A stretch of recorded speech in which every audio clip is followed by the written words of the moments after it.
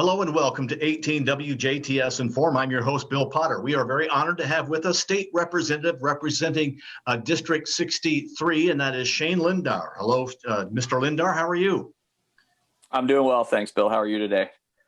We're doing very well. Let's talk about some bills that you're working on. I know the State House is closed this week, but let's give you a chance to talk about what bills you're working on and ones that you think are important. Yep. So appreciate the opportunity. The first bill I'll mention is House Bill 1004. It's one of our caucus our priority bills.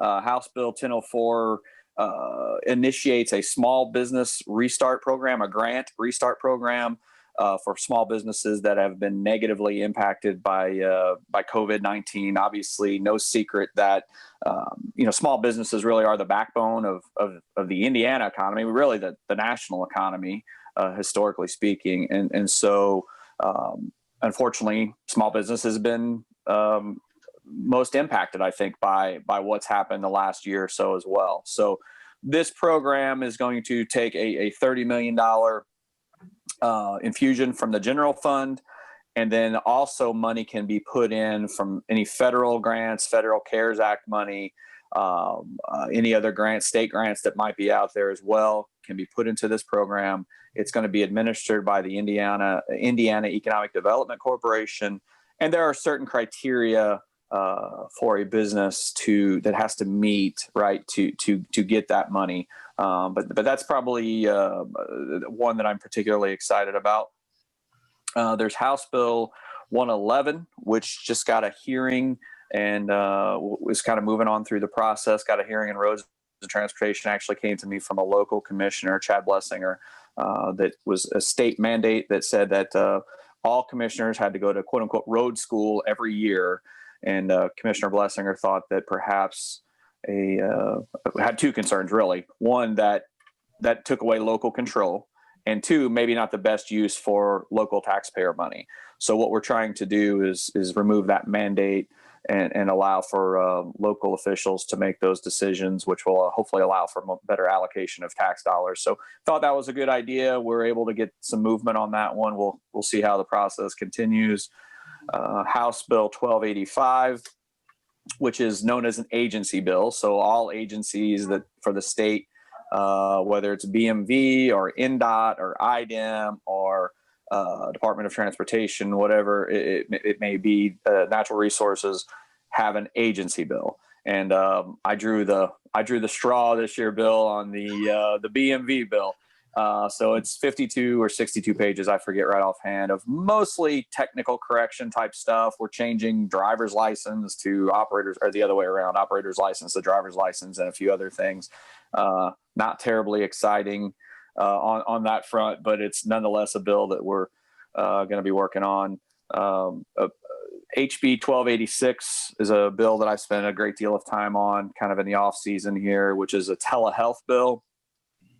Telehealth was an issue that I thought was important prior to COVID-19, being from rural Indiana, representing the rural part of the state.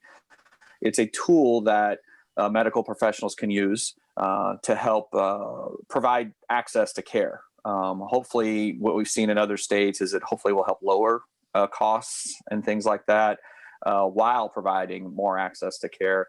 Obviously, COVID brought this issue to the forefront. It became then a governor's priority as well. And so I've got a bill that was scheduled for hearing this week, but as we've indicated, I think or talked about, the State House was closed this week. And so hopefully to get that back on the schedule for next week. But really what it does is it provides clear definition of what telehealth is, spells out who can use it. My goal is to allow anybody, any medical professional, as long as you're operating within your scope of practice, to use it. So it's really to not limit anybody. It's a tool for any healthcare practitioner, as long as you're operating within your scope of practice. And it provides for some other things in there as well, hopefully keeping some safety aspects as well in there. So House Bill 1347, I've kind of termed an executive order or regulation rollback bill. So what that bill is a compilation of some of the governor's executive orders, some of the things he did that seemed like a really good idea at the time that removed some of the regulation, and we're trying to codify those things. It is also very healthcare centric. There's some pharmacy stuff in there, some other advanced practice registered nurse stuff in there. So, but it's really just codifying some of the governor's executive orders.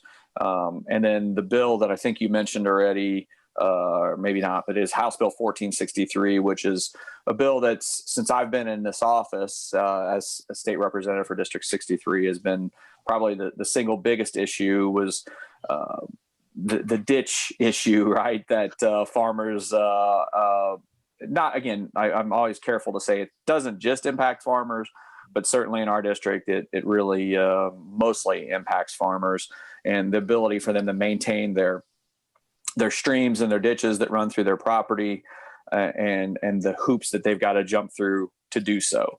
And so we're looking at ways that we can, streamline the process and make things a little bit easier for them. So those are the bills that I've authored thus far, and I've got some bills I've co-authored as well. But those are the ones that I've directly authored myself. So let's go to the ditch bill, and that may give people an example of how regular citizens can make a difference. How did that get started? Did somebody come to you and say, "Look, I'm really having some trouble. What can you do as a state legislator?"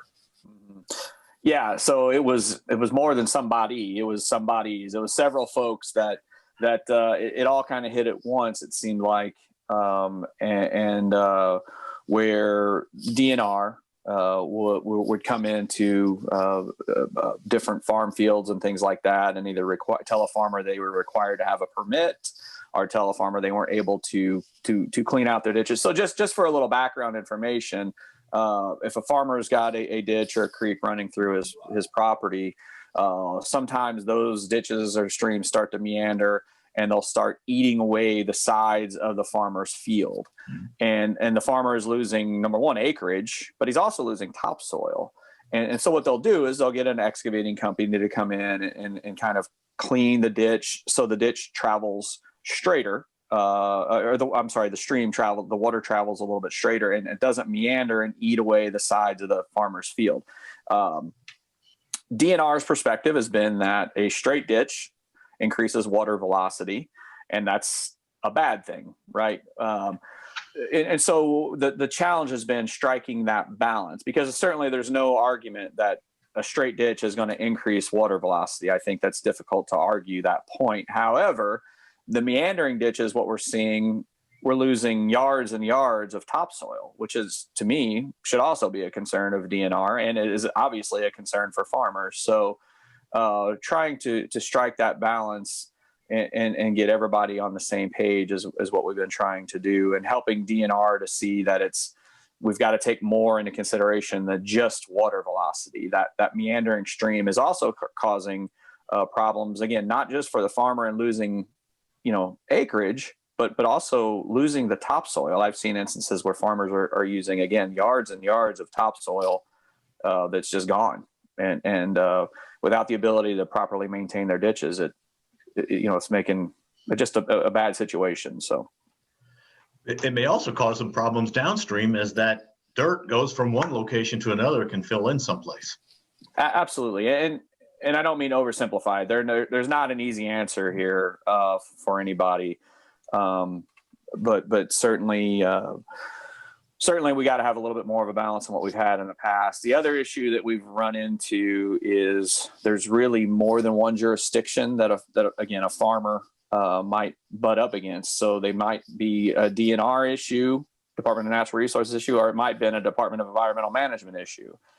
And so one thing we have been able to do, and we were able to do this without legislation, was to get those two departments to unify their systems. So now if a farmer thinks he or she might need a permit, they can go online and hopefully there will be a single point of contact for that individual, for that farmer, that will get them in the right direction. So they're not having to contact DNR, because what was happening in the past is a farmer might reach out to DNR and say, "Hey, this is what I'm doing. Am I okay?" DNR says, yeah. And then, a month later, here comes IDEM, and IDEM says, well, you can't do that.